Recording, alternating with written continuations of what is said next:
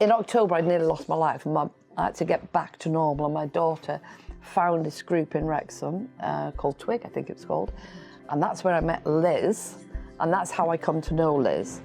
So that's how I began art.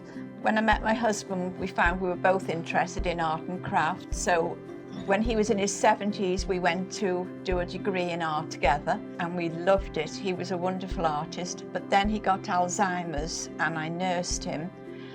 And after he died, I only realised then how lonely people are, because I was very, very lonely.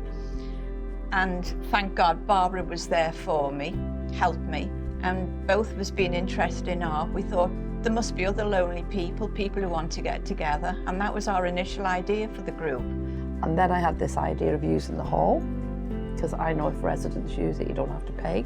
That was a great start. We were using our own stuff.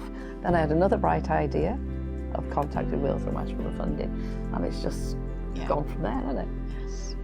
And it's benefited me immensely, and I'm hoping it's helping a lot of other people too. Well, I'll say that Liz wrote a whole list of ideas of what we could do. We haven't stuck to the list, have we? No, but gradually working through it.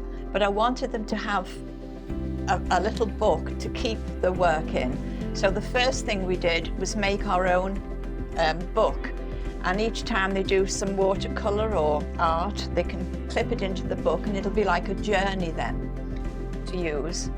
But there's all sorts I want to do with them. And silk painting, hopefully, we can get the funds enough to buy a scarf each. There's all sorts. Yeah. I think without the funding, we would have had to start charging, which we don't want to do. But to have that funding started us all, well, we started, but it was better to get that funding because it then opened up a bigger world for us. And you've got your mind focused on this art or craft and the class coming up, and it helps the week along. It's lovely. Yeah. We just enjoy it, don't we? Yes. Yeah.